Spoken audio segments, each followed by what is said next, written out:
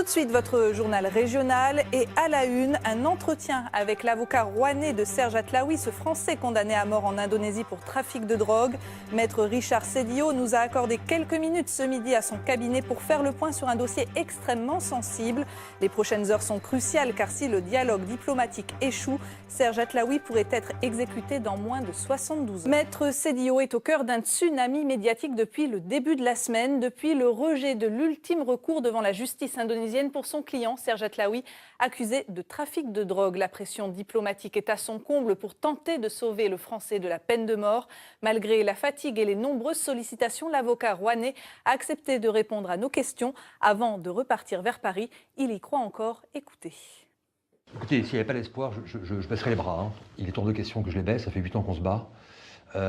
Avec une ardeur réelle et jusqu'au bout je me battrai pour cet homme dont je sais qu'il est innocent. D'abord, je suis un abolitionniste convaincu, militant, mais je sais que Serge Atlaoui est innocent et l'envoyer à la mort est un crime d'État.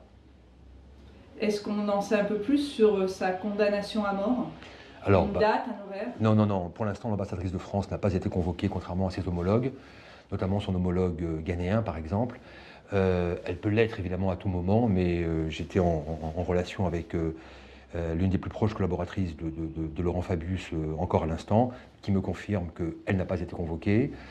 Il y a des signes inquiétants, évidemment, le fait notamment que la jeune Philippine ait été transférée sur l'île, là où M. Atlaoui est détenu, et là où devraient avoir lieu les exécutions si elles ont lieu. Ça, c'est un signe très inquiétant. Maintenant, il n'y a aucune date pour l'instant retenue.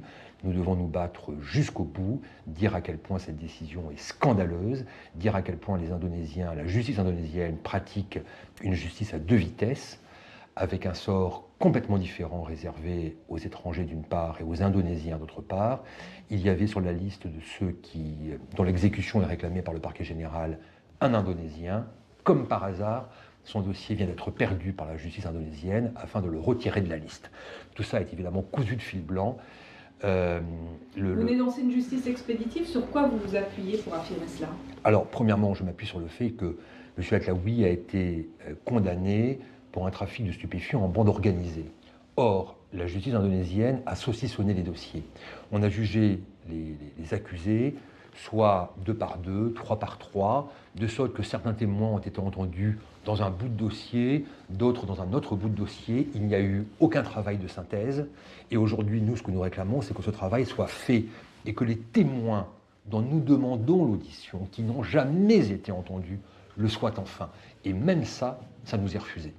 C'est dire tout de même à quel point le procès s'est tenu dans des conditions scandaleuses. Deuxièmement, le parquet général a fait savoir que les exécutions auraient lieu avant même que la Cour suprême ne rejette la décision, le recours, il y a quelques jours. C'est dire tout de même à quel point le parquet général connaissait à l'avance la décision qui allait être rendue. Et puis enfin, le principal accusé, celui qui a tout organisé, le propriétaire de l'entrepôt où la drogue devait un jour être fabriquée, ce que M. Atlaoui n'a pas vu, eh bien, celui-là a introduit le même recours que nous, qui est examiné depuis 20 mois avec la plus grande attention. Alors, lorsque l'Indonésie ose dire qu'elle veut lutter contre les trafiquants de stupéfiants, alors que ce sont ceux-là qu'elle protège pour envoyer à la mort un petit ouvrier qui a été manipulé, les propos de la ministre indonésienne sont scandaleux. Et avec M. Fabius, je le dis effectivement avec une voix qui a moins de poids que la sienne, mais il a parfaitement raison de pointer les graves dysfonctionnements d'une justice qui ne respecte pas les engagements internationaux de ce pays. Les menaces diplomatiques de la France, est-ce qu'elles peuvent vraiment faire peur à l'Indonésie ? Je crois savoir que le président indonésien est très embarrassé, qu'il n'avait pas imaginé une telle pression. Il faut donc la mener jusqu'au bout. Il faut maintenant envisager un boycott. Le Club Méditerranée va faire un courrier. Certains tours opérateurs s'interrogent sur le maintien de leurs prestations en Indonésie. L'Indonésie tue des Européens innocents. Il est hors de question que l'Europe puisse admettre ce genre de meurtre. Et sachez que le bâtonnier de l'Ordre des avocats de Rouen appelle à la mobilisation de toute la société française pour obtenir la grâce de Serge Atlaoui.